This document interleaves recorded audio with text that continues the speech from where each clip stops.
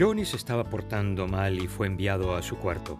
Después de un rato salió y le explicó a su madre qué pensó al respecto e hizo una oración. «Muy bien», dijo la madre contenta. «Si le pides a Dios que te ayude a no portarte mal, Él lo hará». «Ah, no le pedí que me ayudara a no portarme mal», replicó. «Le pedí a Dios que te ayudara a ti a soportarme». La oración, qué concepto tan sorprendente, entablar una conversación directa con Dios en la que hablamos de corazón e intentamos entender la vida.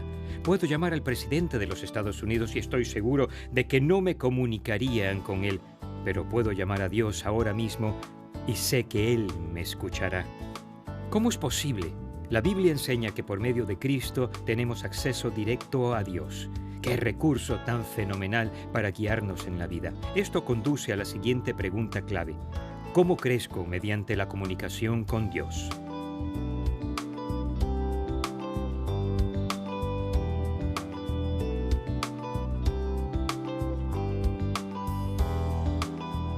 He aquí la idea clave tras la práctica de la oración.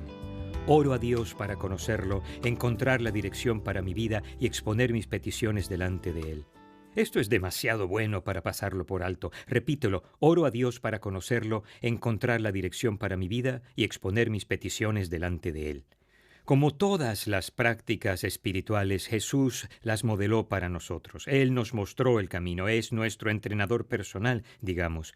Pablo nos exhorta en el libro de Efesios, observen a Jesús y después simplemente hagan lo que Él hace. Cuando lees los Evangelios, uno de los patrones en la vida de Jesús es la oración. Él continuamente acude al Padre para descubrir su voluntad, para saber cuál debería ser su siguiente paso. Jesús vivía en dependencia de la voluntad del Padre. Incluso dijo, porque he bajado del cielo no para hacer mi voluntad, sino la de aquel que me envió. Vemos esto a lo largo de su ministerio, pero en ningún momento es más intenso que la noche antes de su crucifixión. Él entra en el huerto de Getsemaní y ora al Padre con un corazón sincero. Padre, si quieres, no me hagas beber este trago amargo, pero no se cumpla mi voluntad sino la tuya. Jesús, el Hijo de Dios, ora como lo haríamos nosotros. La crucifixión es dolorosa y humillante y resulta en la muerte. Él quería evitarla si resultaba posible, pero vino para hacer la voluntad del Padre y eso tenía prioridad. La cruz era la voluntad del Padre y Jesús se hizo obediente hasta la muerte en la cruz. Cuando los discípulos fueron a Jesús a preguntarle cómo orar, simplemente les dio un modelo que guiaría su vida. Ustedes deben orar así. Padre nuestro que estás en el cielo, santificado sea tu nombre. Venga tu reino, hágase tu voluntad en la tierra como en el cielo. Danos hoy nuestro pan cotidiano.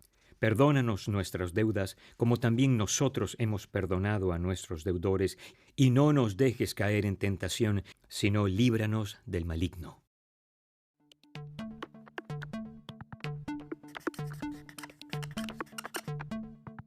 Un día, después que Jesús hubo terminado de elevar sus oraciones, uno de sus discípulos se acercó y le pidió que los enseñara a orar.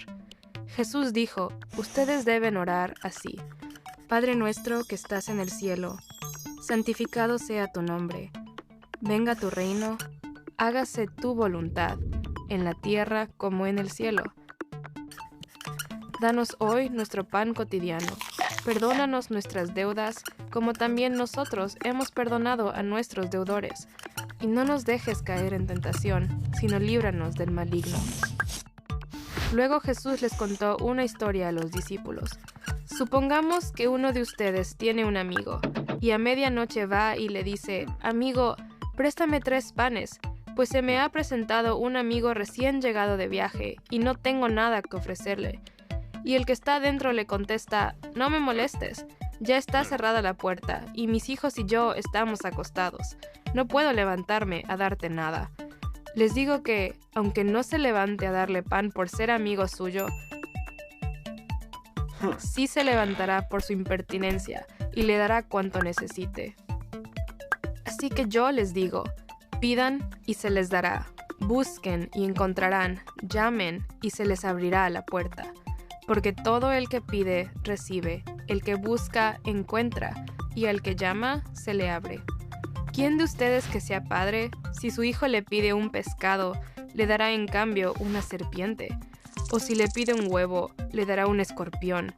Pues si ustedes, aun siendo malos, saben dar cosas buenas a sus hijos, ¿cuánto más el Padre Celestial dará el Espíritu Santo a quienes se lo pidan?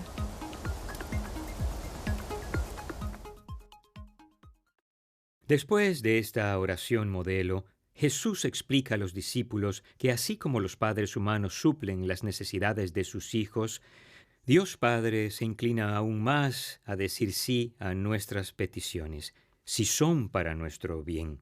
Como padre de 4 hijos, lo entiendo bien. Solo quiero lo bueno para mis hijos y mi corazón se inclina hacia ellos para que usen los recursos que tengo para que sus vidas sean mejores. Cuán más el perfecto Padre Celestial quiere eso. Y cuán vastos son sus recursos. Cuando parece que Dios no responde nuestras oraciones, tal vez sea porque lo que pedimos no es para el bien general o de alguna manera interrumpe o altera su voluntad. Como Jesús, pongamos nuestras vidas en consonancia con su voluntad en lugar de pedirle a Él que adapte sus planes a nuestra voluntad. Recuerda que en el huerto de Getsemaní Jesús oró: no se haga mi voluntad sino la tuya. Él se sometió a la buena y perfecta voluntad de Dios Padre. Y si queremos ser como Jesús, tenemos que entender que el bien que tanto deseamos está en la perfecta voluntad de Dios. La crucifixión fue difícil, pero pensemos en los resultados. Dios resucitó a Jesús de la muerte al 3er día y ahora podemos reconciliarnos con Él para siempre. Jesús dijo: porque la voluntad de mi Padre es que todo el que reconozca al Hijo y crea en Él tenga vida eterna, y yo lo resucitaré en el día final. Eso es bueno. El salmista capta de manera hermosa y personal la enseñanza de Jesús en nuestro versículo clave. Vengan ustedes, temerosos de Dios, escuchen que voy a contarles todo lo que Él ha hecho por mí. Clamé a Él con mi boca, lo alabé con mi lengua. Si en mi corazón hubiera yo abrigado maldad, el Señor no me habría escuchado. Pero Dios sí me ha escuchado, ha atendido a la voz de mi plegaria. Bendito sea Dios, que no rechazó mi plegaria, ni me negó su amor. Oye la emoción en su voz por el poder de la oración, está conmovido y con razón, clama sinceramente a Dios, reconoce y alaba a Dios por quien es Él. También reconoce que si el pecado hubiera dirigido su petición, Dios no lo habría escuchado. Pero como el salmista puso su voluntad con la voluntad divina, Dios abrió los cielos y lo inundó de bendiciones.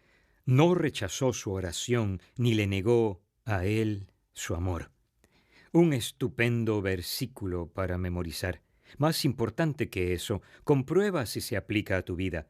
Lo mismo que Dios hizo por ese hombre, desea hacer por ti.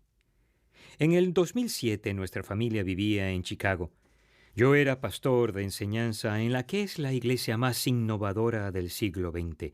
Creía que al servir en esa iglesia le daba un buen uso a mi vida y mis dones. Y repentinamente recibí una llamada del autor y pastor Max Lucado de San Antonio, Texas.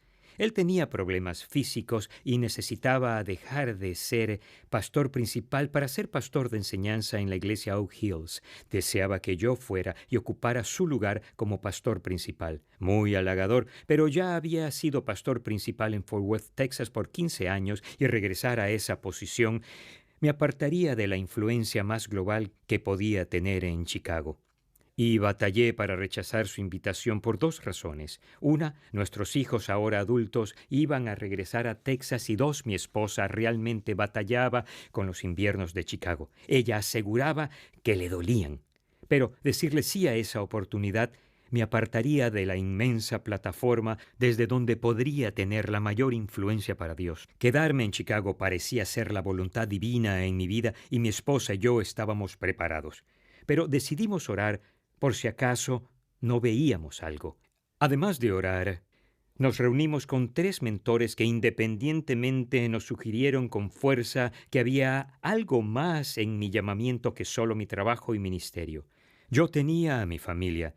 Decirle sí a San Antonio era para mí decirle no a una influencia ministerial amplia. Mi esposa y yo sentimos que Dios tenía otros planes. Y abrí mis manos y dije sí a San Antonio, Max Lucado, la iglesia Oak Hills, mi familia y finalmente a Dios, creyendo en verdad que podría limitar el alcance de mi ministerio. Y eso estaba bien. Pero estaba equivocado. Estar en la voluntad de Dios extendió el alcance de mi ministerio. Decidimos mudarnos a San Antonio en noviembre del 2007.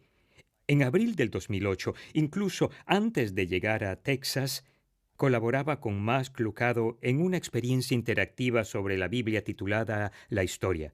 Era algo que estaba en mi mente y mi corazón desde el 2005, antes de aquella primera llamada de Max. Hasta la fecha, más de 4.000 iglesias en todo el mundo han hecho este viaje con más de 4 millones de ejemplares. Y encima de todo, ese proyecto condujo a una segunda idea que está ahora resumida en una experiencia llamada creer.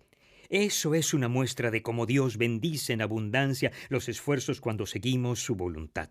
Por una decisión que mi familia tomó con la oración, estamos cerca de nuestros hijos y nietos, mi esposa se siente más cómoda y más feliz y yo te estoy hablando a ti. Esto de la oración funciona, amigo.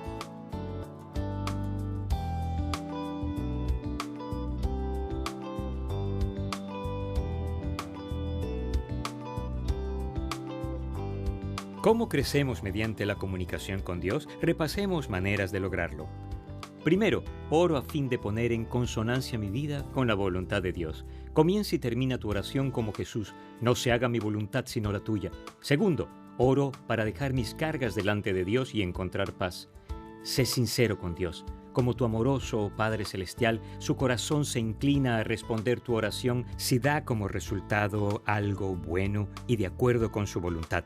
Un beneficio adicional, cuando le entregas tu petición a Dios puedes sentir paz y no preocuparte. Deja el asunto en buenas manos. Recuerda las palabras que Pablo escribió con gozo mientras estaba en la cárcel. No se inquieten por nada, más bien en toda ocasión con oración y ruego presenten sus peticiones a Dios y denle a Él las gracias. Y la paz de Dios que sobrepasa todo entendimiento cuidará sus corazones y sus pensamientos en Cristo Jesús.